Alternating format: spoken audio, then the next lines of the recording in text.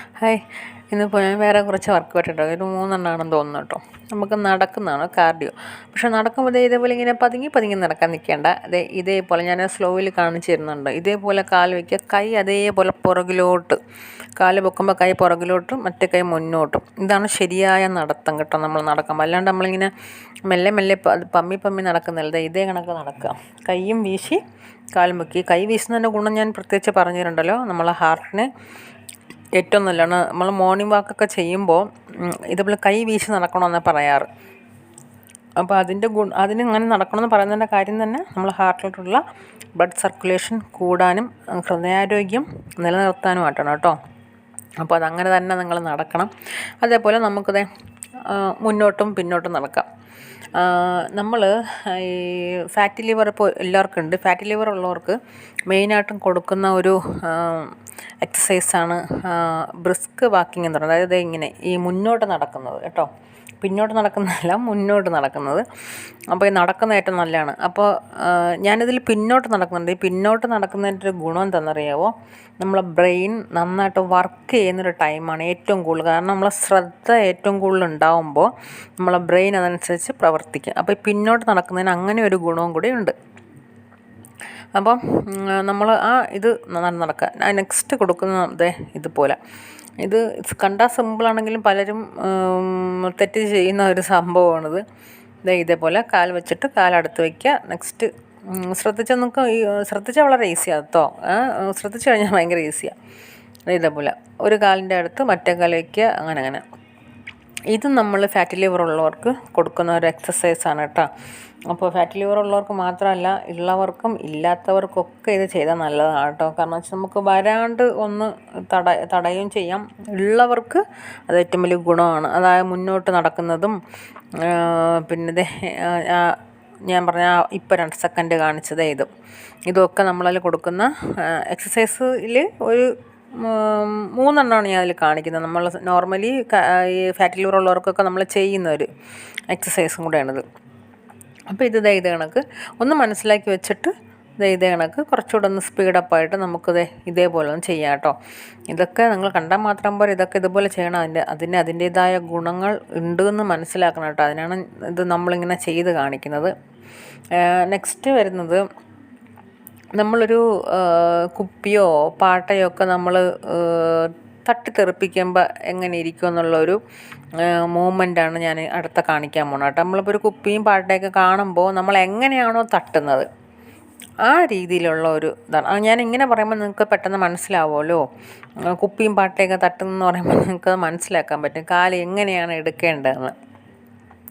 ആ രീതി വേണം നമ്മൾ ഓരോ കാലും നമ്മൾ എടുക്കേണ്ടത്. ഒരു കുപ്പിയിൽ ഇങ്ങനെ തട്ടുന്ന പോലെ ഇതുപോലെ. അപ്പോൾ നമ്മൾ അത് വേണം മനസ്സിൽ വയ്ക്കണം. നമ്മൾ മുന്നിലൊരിതുണ്ട് തട്ടുന്നു, അപ്പോൾ അങ്ങനെ തട്ടി വേണം എടുക്കാൻ. ഇത് നമ്മൾ ഫാറ്റി ലിവർ ഉള്ളവർക്ക് കൊടുക്കുന്ന എക്സസൈസിൽ ഉള്ള ഒരെണ്ണമാണ് കേട്ടോ.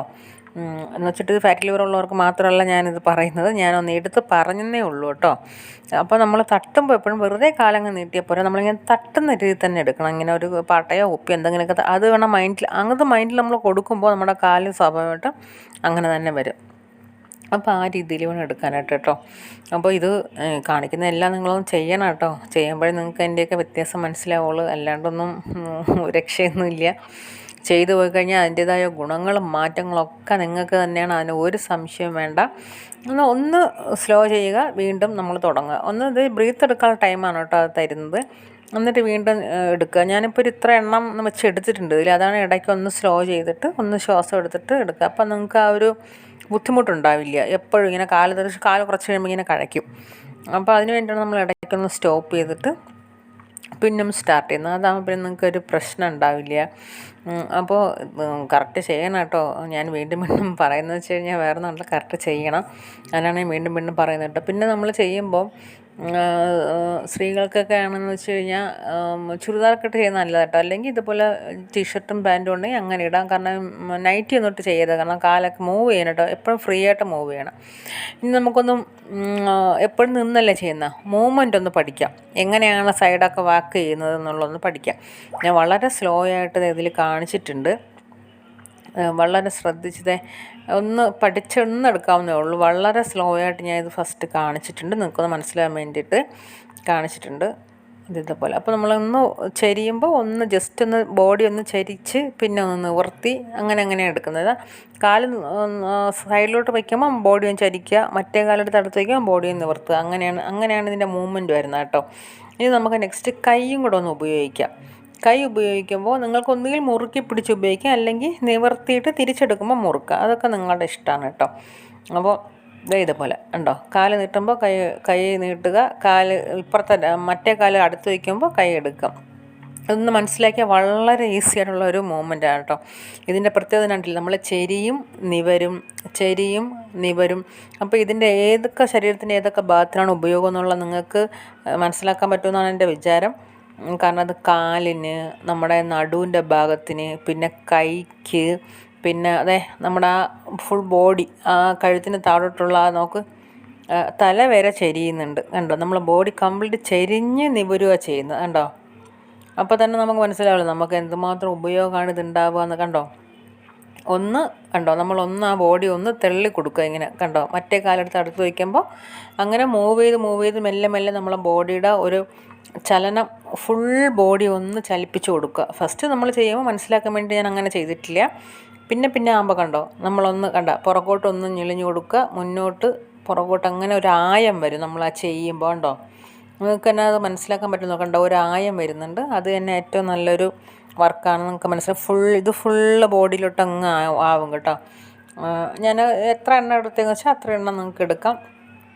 അത് കഴിഞ്ഞിട്ട് പിന്നെ നമുക്ക് വീണ്ടും കണ്ടോ, അതാ നമ്മൾ ആ മൂവ് ചെയ്യുമ്പോൾ ചെരിയുമ്പോൾ ഞാൻ പറയുന്നുണ്ട് ഏതൊക്കെ ഭാഗത്തിനായിട്ടാണ് നമുക്ക് ഉപയോഗം വരുന്നെന്നുള്ള ഞാൻ പറയുന്നുണ്ട് ഇതിൽ. കൈ എടുക്കുമ്പോൾ നമ്മുടെ കൈ ഇങ്ങനെ അനക്കുന്നത്, ഇതൊക്കെ കൈയുടെ ബ്ലഡൊക്കെ ഓടാനായിട്ട് നല്ലതാട്ടോ. ഇങ്ങനെ നമ്മൾ ഈ എല്ലാ ബോഡി പാർട്സ് എല്ലാം ചലിപ്പിക്കുമ്പോൾ നമ്മളെ ബ്ലഡാണ് ഓടുന്നത്. ആ ബ്ലഡ് നമുക്ക് ബോഡിയിൽ ഫുള്ള് ഓടണം. അപ്പോഴാണ് നമുക്ക് അസുഖങ്ങൾ കുറഞ്ഞിരിക്കുന്നത്. അതാണ് ഈ വ്യായാമം ചെയ്യുന്നതിൻ്റെ ഉള്ള ഗുണമെന്ന് പറയുന്നത്. എന്താ പറയുക, നമ്മളെ ബ്ലഡ് നന്നായിട്ട് ഓടണം ബോഡി കംപ്ലീറ്റ്. അത് ഓടാണ്ടിരിക്കുമ്പോൾ നമുക്ക് പല ഭാഗത്തും പെയിനുകളുണ്ടാകും. മുട്ടുവേദന, ശരീരം വേദന, കഴുത്ത് വേദന ഒക്കെ ഉണ്ടാകുന്നതിൻ്റെ മെയിൻ റീസൺ എന്ന് വെച്ചാൽ നമ്മളെ ബോഡി അനങ്ങുന്നില്ല, അതുകൊണ്ടാണ്. അപ്പോൾ ഇതെല്ലാം ചെയ്യണം കേട്ടോ. നിങ്ങൾക്ക് ഒരു മാസം ആകുമ്പോഴത്തേക്ക് നിങ്ങൾക്ക് അതിൻ്റെ മാറ്റം കണ്ടു തുടങ്ങും. അതിന് ഒരു സംശയമില്ല. ബോഡിയൊക്കെ ഒന്ന് സെറ്റാക്കി എടുക്കാം. അപ്പോൾ അതിനായിട്ട് എൻ്റെ കൂടെ വർക്കൗട്ടുകളൊക്കെ ചെയ്യണം. അടുത്തൊരു വീഡിയോ ആയിട്ട് നാളെ കാണാം കേട്ടോ. അപ്പോൾ ഓക്കെ, ടാറ്റാ.